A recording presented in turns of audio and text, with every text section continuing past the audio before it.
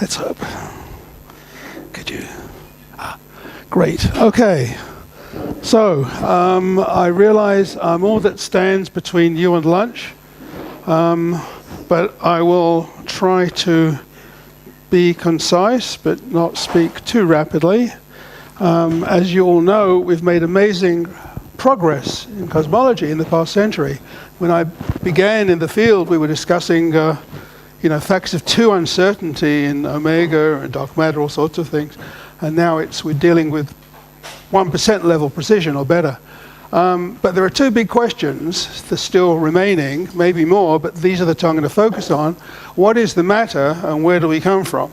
Okay, and this is the summary of my talk. I'm going to say a little bit, really a review of dark matter, and give you 1 or 2 sort of exciting developments in the field. I'll talk about primordial black holes, and then I'll talk about primordial non-gaussianity and ways to go for that in the future. Okay, so what is the matter? Okay, we have a lot of dark matter. It's been very frustrating, but we've had a beautiful theory, or framework for a theory, perhaps, which is thermal freeze-out from particles produced early on at high energy, WIMPs, weakly antimassive particles, and the beauty of this is that they freeze out roughly, they stop being created when the temperature is roughly 1/10 of the rest mass, and then you just have a residual level frozen out depending on the cross-section for annihilation, and if that cross-section is too large, there are too few. If it's too small, there are too many. And so it's a bit like, the Goldilocks problem. We suddenly can get the right value of omega in dark matter, and this is the expected value of the cross-section for particles that we know nothing else about. So this is an amazing guide, of course, for the theorists. And so here are the ways we look for these particles. The idea is that they can scatter off known particles in deep underground detectors placed there to avoid cosmic rays, and you can look for recoil effects on the target protons. You can look at their Majorana particles. They self-annihilate as they did when they were produced in the early universe, and so in the depths of the dark halo, even though the time scale is incredibly long, there are enough of them for you to get interesting things, high energy gamma rays, neutrinos, or whatever. And then finally, you can even produce them in general and accelerate like the LHC in principle by looking for missing energy or missing momentum events. Okay, so it's been very, very frustrating. The bottom line is nothing has been found, of course. This is a summary of direct detection as it is now.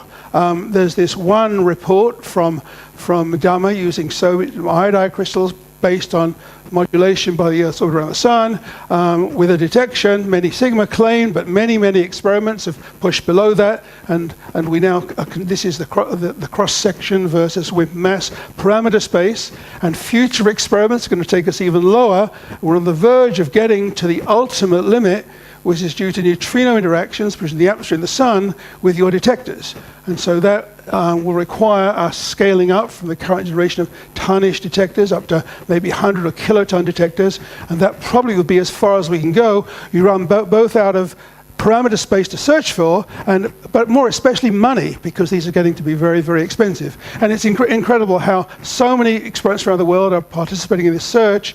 The deepest one is in China, of course, producing results. So that is the story on direct detection for WIMPs. So far, interesting upper limits. Let's talk about indirect detection. So this is very exciting because I get high energy gamma rays in particular, which are, there are beautiful experiments looking for these, such as the Fermi satellite and the CTA, which is the future, but this is the Hess-Cherenkov radiation telescopes looking for showers produced by events produced by very high energy gamma rays in the Earth's atmosphere. Okay, muon pour shower, basically. Okay, so experiment, Fermi in particular, studies the galactic center. There is a residual excess seen in the central few degrees. And this is when you take out all the other templates from molecular gas and known sources, etc. And this is exciting because not only does this more or less agree in profile with density squared for the presumed dark matter, which is what the annihilation signal should be. It also is more or less spherical, like the inner halo probably should be. It more or less gives you the thermal type cross-section that we're looking for. And finally, you can look at the spectrum, and it fits beautifully with predictions from some particular, lightish 10 GeV particle self-annihilating. So that looked very good for a while. It's the strongest hint we had, I would say, but recently it's become clear it simply doesn't work very well. So a deeper study of this area showed there were enough weak sources and lots of fluctuations in the gamma rays, and the most recent result from the Fermi satellite again shows that if I now add up all the known sources, all the millisecond pulsars in the inner region, and then if I include my possible dark matter contribution, I simply fall short of the observational data. I have to add a contribution of point sources which account for the excess fluctuations, and then I can run into this region. So it doesn't look as though that strong hint, I would say, doesn't look very good for a dark matter signal. The other place you want to look for dark matter is in regions where there is lots of dark matter but no interfering millisecond pulsars, right? And so, or perhaps very few of them. And so those are the dwarf galaxies. We know they have huge amounts of dark matter from measurements of the stars. You can barely see the stars in these pictures, very few stars to get in the way of your dark matter searches. Again, studied intensively by these experiments and others, not a hint, apart from one possible 2 sigma detection, of anything that might possibly be dark matter. Okay, so it's very frustrating, and the question is, we have to ask now, what if we simply don't find dark matter in the next decade or so from these types of searches? What do we do next? Well, many of my ingenious colleagues say, let's modify gravity. Let's show Einstein didn't quite get it right. Something there that's mimicking dark matter. And this is a great industry at the moment. But when you go to the relativistic consistent Lorentz invariant types of theories, you have a huge variety of possibilities based on many of them being metric theories, not all. But they're all incredibly ugly compared to Einstein, and what is more, they're all basically designed to address the dark energy problem rather than the dark matter problem. And there are very few of these. In fact, I don't think there's a single one that really is a plausible dark matter and dark energy combined explanation. That might be the way to go, but there is another possibility, and that is, we are looking under the lamppost for dark matter. This is the parameter space that's out there. Huge range in cross-section and mass. We've only studied, look at the numbers of decades, right? From incredibly massive objects, these would be primordial black holes, or very, very light things, axions, ultralight axions, string theory motivated. And we just studied this tiny part of parameter space with a limited amount of theories. So we have a long way to go. And let's see,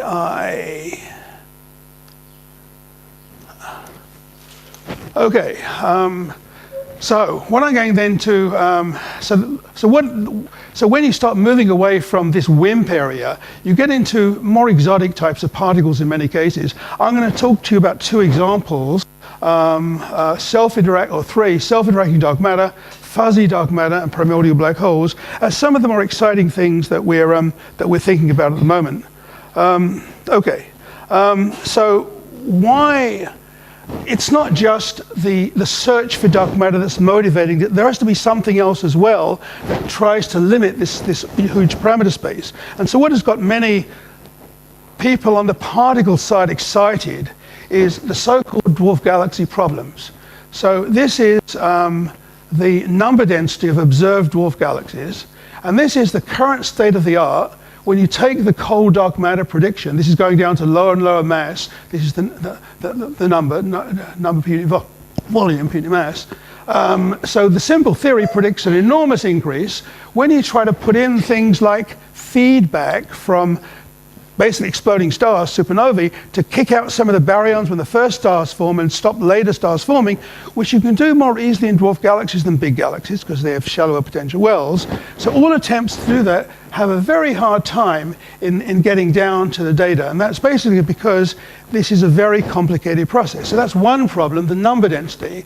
And the other one, which is connected, is that all of these dwarfs seem to have cores in the dark matter. That's to say, there's a simple prediction from the simulations for a power law density spike in the center, the so-called NFW profile, a 1/r divergence. But what you find, in fact, is a core, and you measure that in the rotation curves. So this is the data on a number of nearby galaxies, and in this brown is the basic cold dark matter.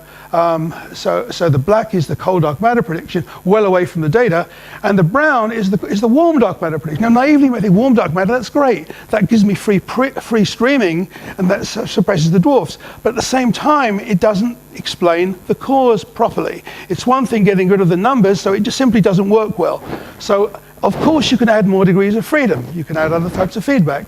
But the one particle physics model that does work, and there is one, okay, which is interesting, is so-called self-interacting dark matter. And so this is dark matter that has a huge cross-section, basically on the order of 10 grams, 10 centimeters squared per gram, 10 times the Compton value. And it's designed to work only on dwarfs. If it were this high in galaxy clusters, you'd kill those. So you put in a strong velocity dependence, dispersion, in the cross-section, and then lo and behold, it seems to, the blue line, so you can go through the data nicely. So that's one example, an exotic type of dark matter that can at least explain dwarf galaxy data that's been worked out in some detail. Okay, here's another exciting option, which has not been worked out in very much detail at all, but this is exciting from the quantum mechanics point of view.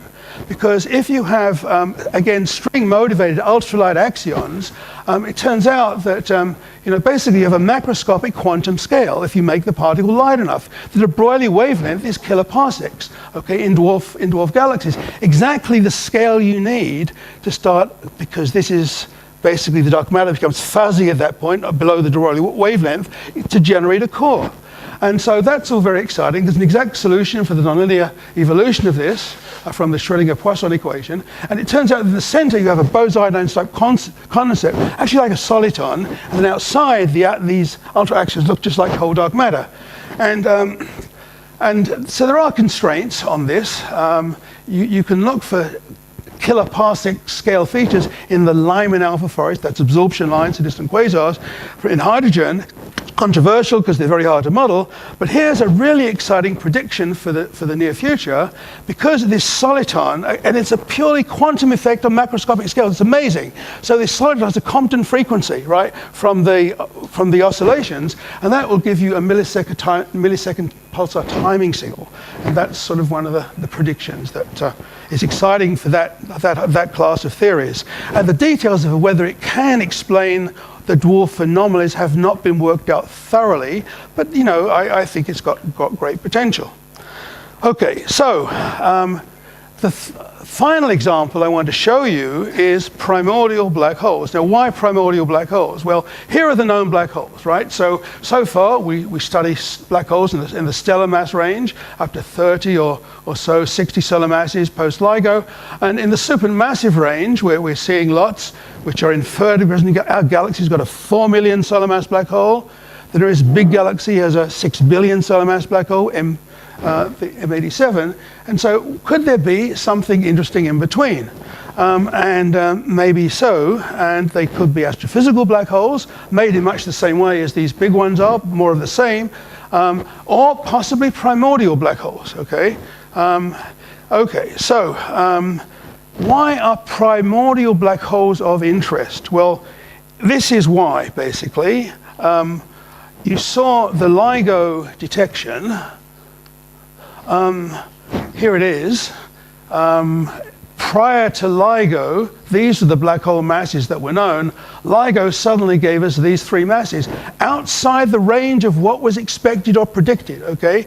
Therefore, of course, people rapidly adapted their modeling of astrophysical black holes. These are now can be made easily enough, but it does suggest there might be another pathway, okay? And so this triggered a number of papers saying, aha, maybe these are mergers of primordial black holes. Okay, and if so, that's a nice prediction to expect the whole range of masses, because with the astrophysical ones, you are limited by astrophysics. You can't make them too big from normal stars because they go pair unstable, and so, you know, they're a beautiful test for the future. But that's another story. Let me just show you now the limits we have on primordial black holes, okay, from recent papers. So this is the mass range of primordial black holes, from, in this case, from a tenth to 10,000. And you have limits from microlensing, limits from the Planck satellite, because accretion would realize the universe. So you can see, notice this is 1/10 of the dark matter. Okay, so there's a tiny window if you want it to be the dark matter, basically. Which might work around 30 solar masses. That's you know, one sequence of papers that pushes that. But you know, if you take the more general view, it might be spread over a wider mass range. You see, you have a fair amount of freedom here. And if you worry about even a small contribution, even 10,000 solar masses is pretty good. Well, that's not the only study. There are others. And so this is another one. This is Garcia-Bolido's preferred suggested mass range for primordial black holes. Again, the total adds up to the dark matter, more or less, and it covers the range from in solar masses all the way up to 10,000 solar masses down to Earth-type sizes from where you'll get from all ranges. Another one, if you ask what is the best window on the smaller scale, this is all that's left now. Okay, 10 to the 20 grams if you want to have low-mass primordial black holes, and if Francesca doesn't let them evaporate with quantum loop gravity, then these are great candidates for dark matter, 10 to the 20 grams. But that is the one thing. This is the latest hyper-supreme limits on microlensing, etc. So it's really being squeezed to a very tiny mass range for the sub-solar mass primordial black holes. That's another possibility. And then the future is great because, again, it turns out that again, millisecond pulsars will be great ways of probing dark matter too, and it is thought that their timing, Shapiro timing delays, will basically be able to set very strong limits in the 1% level in the near future. So that's the future. Okay, how do you make them? Okay, so this is one of the interesting questions, okay, which is a little bit, which is interesting because it ties in with all we've heard so far in this meeting about the very beginning of the universe and the nature of the primordial fluctuations. Okay, so the idea in one, I think what is maybe the simplest way to look at this is that you have isocurvature modes which are scale dependent. Okay, so on large scales, Planck has ruled them out completely, but let's go down to very small scales where who knows what is going on, and you can imagine putting in some feature into your primordial conditions, and provided you get up in the density flow, this is the power spectrum, up to of order, you know, so this is 1/10 the density amplitude here, then rare fluctuations will make black holes. They'll be large enough on horizon scales, the first end of the horizon, to give you black holes. Okay, so that's beautiful, and you know, it's exponentially sensitive. Okay, I raise this a little bit, I get vast numbers more of black holes. Okay, and they don't affect anything on the Planck scales. And if there are intermediate scales of black holes, there's a really interesting prediction. Okay, and that is this. Here is the modulation from larger scales, and again, if I take out that larger scale modulation, suddenly I get clustering. It's like, you know, mountain peaks coming together. This is where the primordial black holes might be clustered. Okay, they're biased basically. So that's another logical thing that's going to happen, and that has not yet been worked out in great detail, but that's fascinating. Okay, so what is interesting? So I think that for this case of black holes, primordial black holes, there's a real window in astrophysics to fill, which is roughly at the 10 to the minus 4 in terms of omega dark matter. So it's small, but it should go along with anybody's model for primordial black holes. It's a small part of them, okay? And why is this so interesting? And the idea is that we are beginning to see now in observations evidence for black holes, massive black holes in small galaxies. And because these are in between the small ones from the stars, the big ones in the giant galaxies, we sometimes call them intermediate mass black holes, although that, you know, it's a bit arbitrary. Okay, anyway, so here is the basic Bible curve on black holes. There's a scaling relation between the mass of the black hole and the dynamics, the velocity of the stars in the galaxy, which is a measure of the mass of the galaxy, mass of the dark matter in all the dark matter, okay? And so this is a well-known scale. It goes all the way up to the most massive black holes, nearly 10 billion solar masses, and this is the well-studied regime. And now we're beginning to collect more and more data which suggests that there are black holes in these rather small galaxies. Now, these are seen by X-rays, okay, in deep X-ray surveys. And because you're just catching the black holes when they're shining in X-rays, it means they have a certain duty cycle, so there are far more than you see. So we're seeing of order 1% in the deep surveys, okay? That means at least 10% of these dwarfs must have black holes, maybe more, okay? So they could be much more frequent than we might believe. Okay. Okay, and then the theorists have had a go at this too. So here's a series of simulations by Rushkov and Medal. And what they did was say, let's assemble our galaxy out of lots of dwarf galaxies, the standard way, but let's stick a black hole in each dwarf galaxy with the usual scaling relation, the minus 4 of the total mass. So these dwarfs all come together in their early gas-rich phase, and they merge together, and and they make the central big black hole. Now, the process of merging black holes is highly inefficient. And so a good rule of thumb, even without doing a simulation, is that should be as much mass in the small ones as ends up in the big one in the center, just logically. So there should be lots of 1,000 and 10,000 solar masses plus black holes out here. Most of them are naked. Some still have remnants of their dwarf galaxy around, depending on what their trajectory was. Okay, so simulations favor lots of these too. Okay, so why is this so interesting? Okay, so basically, as I said, there are these big problems with dwarf galaxies. If you're going to take the view that it's motivation for particle physics, you better study the astrophysics. Now, as I said, the particle physics is tailored to explain one problem at a time and can't explain them all. What do I mean by all? Well, here are 4 problems, okay, for the dwarf galaxies. And I challenge anyone to find a particle that explain all of these, for example. Not only the numbers and the cores versus the cusps, here's another one. We seem to need seeds for black holes at very high redshift, the supermassive ones, okay? And then I'll explain this, the too big to fail problem, and finally the problem of we're finding a whole new population of ultrafaint galaxies, which are very hard to explain. So there are more reasons too. I'm not going to go into these, but let me just show you the first few. I showed you one already, but let's now talk about the cores and cusps and the numbers. Let me explain the seed problem, which is fascinating, okay? So we're measuring enormously massive black holes, okay? Redshifts 5 or thereabouts. If they grow by accretion, which is the standard route, then that takes a certain time, and there's something called the e-folding time for growth is called the Salpeter time or Eddington time, and that's about 50 million years, and there's a finite number, and you have to fold that in with the inefficiency of growth, but there's a finite age of the universe. So it turns out that if you want to grow these things, then depending on what fraction of this optimal accretion rate you have, you need seeds, these redshifts of order 10 to the 4th or 1,000 solar masses. So that's the argument. It's very, very hard to make the big ones if you start from stellar masses, from 30 solar masses or 20, more typically 10 solar mass black holes. You have a very hard time.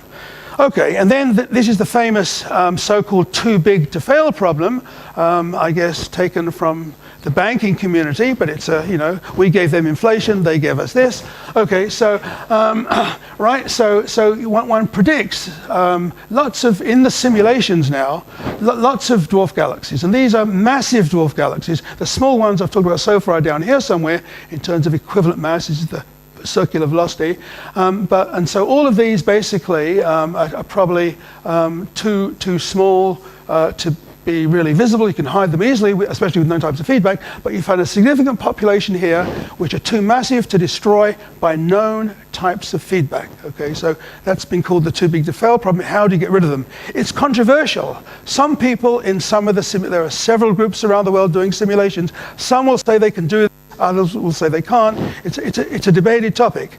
All I want to say is that if you had a black hole, that would make all the difference. That would give you immense freedom to do this. And then my final example are what are called ultra-faint, ultra-diffuse galaxies. And so these a new discovered population of incredibly low surface brightness objects, dwarf galaxies for the most part, not in necessarily very dense environments. And it's very hard to understand, I mean, how these things ended up so faint and diffused in stars unless there was some feedback, and it's been argued that supernova feedback can't do it. Why not? Okay, so simulations show this, that if you turn on supernovae in dwarf galaxies, this shows you how much you've stripped of the galaxy, and all this stuff is gas that's fallen back in. And this is the virial radius of the galaxy. So basically, you cannot, supernovae are inefficient. The reason is that in a realistic interstellar medium, it's clumpy, and your explosions just drive out gas, but the clumps may fall back in. It's filamentary structure, all sorts of crazy things happen in the simulations, and probably in the real world. So it's very, very hard to clean out galaxies. And my only argument really is that black holes give you the new degree of freedom that might help you do this.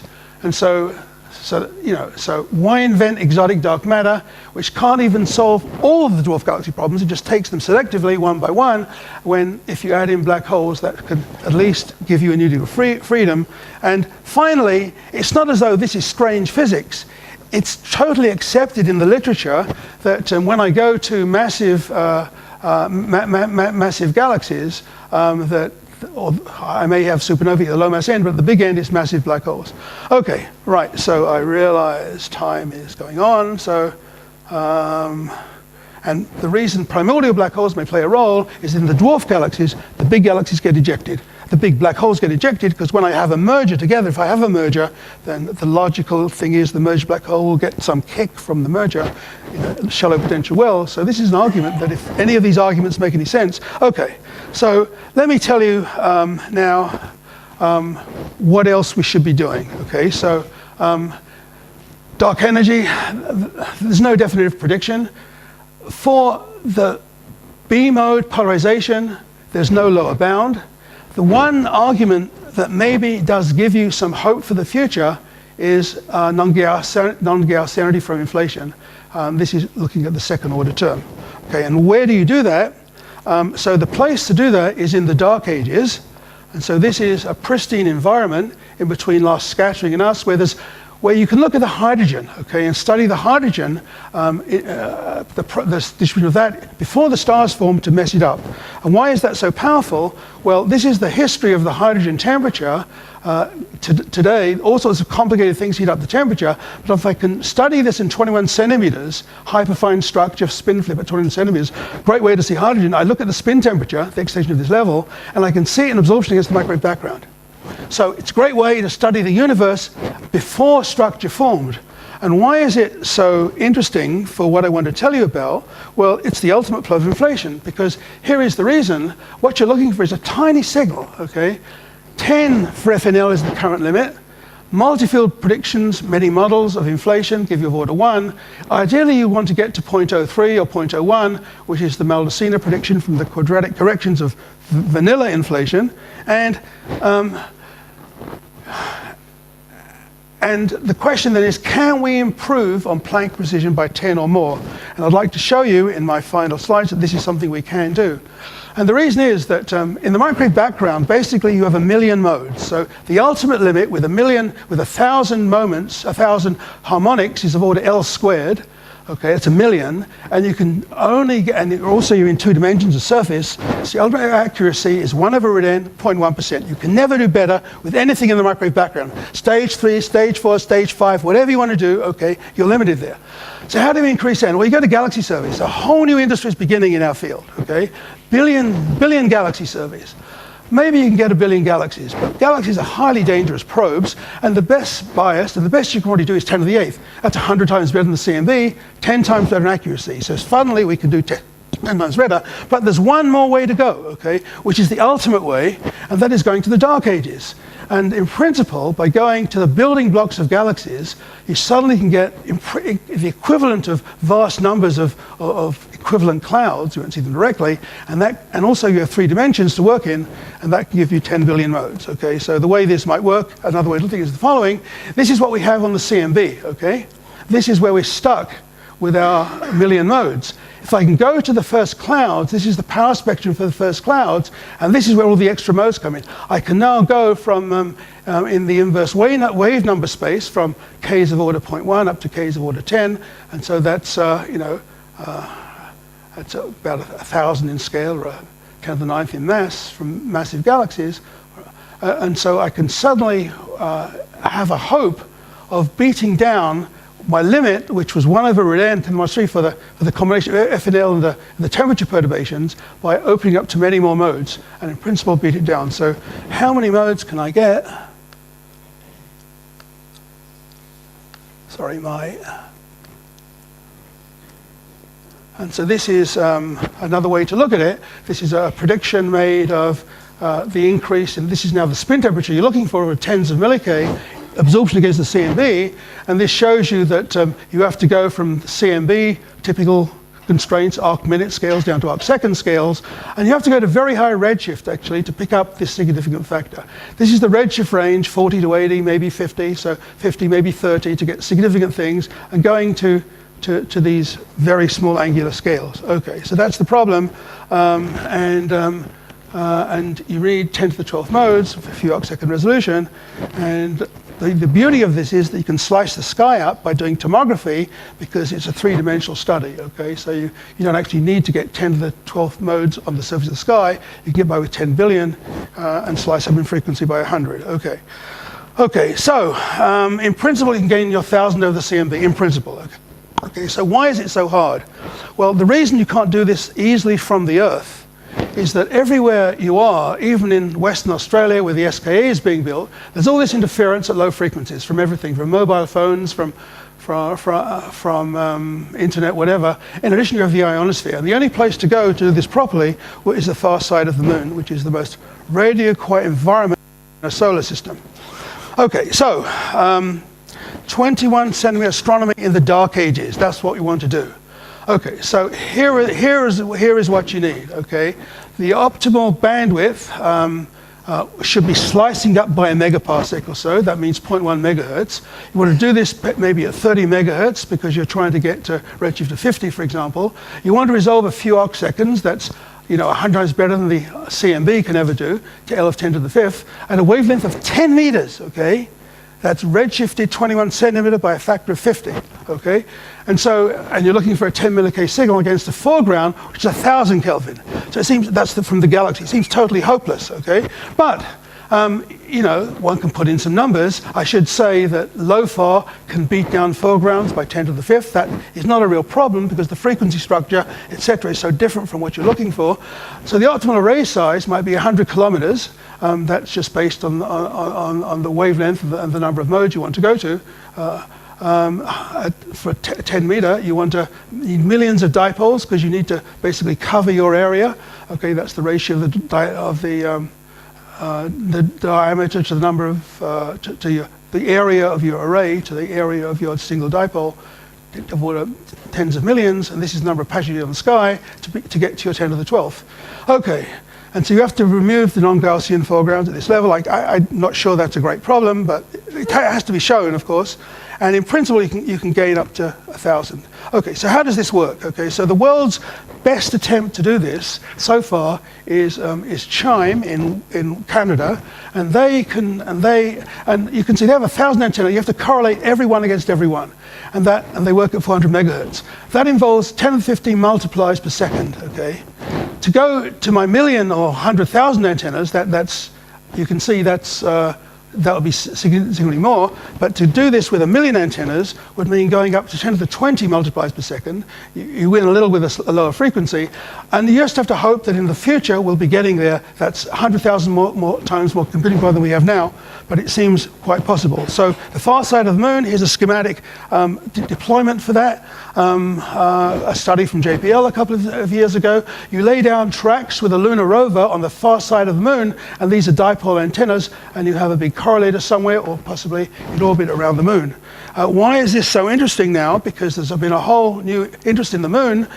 This is the south pole of the moon, and so there are some craters here which are permanently in shadow. It's on the side of the moon as we see it, so it's always in more or less twilight. It never gets too hot or too cold, and this crater in particular is full of ice, and the edge is so high that it's in perpetual sunlight.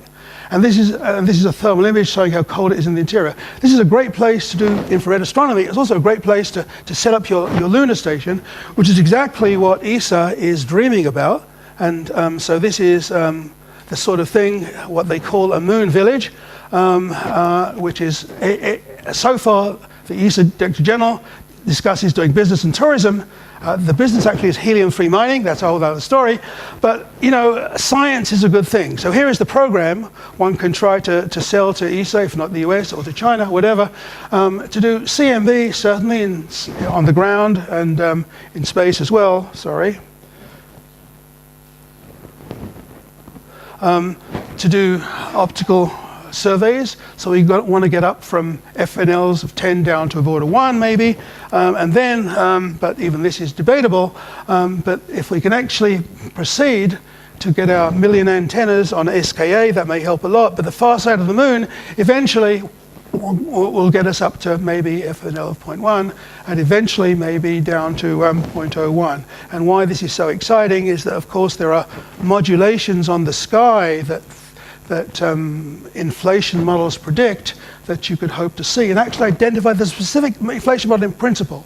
Okay, depending on the inflation model, which has the features in, it gave you the primordial black holes. So there's a connection with everything. So to summarize, sorry, I've gone so long, dark matter may be primordial black holes over a broad mass range,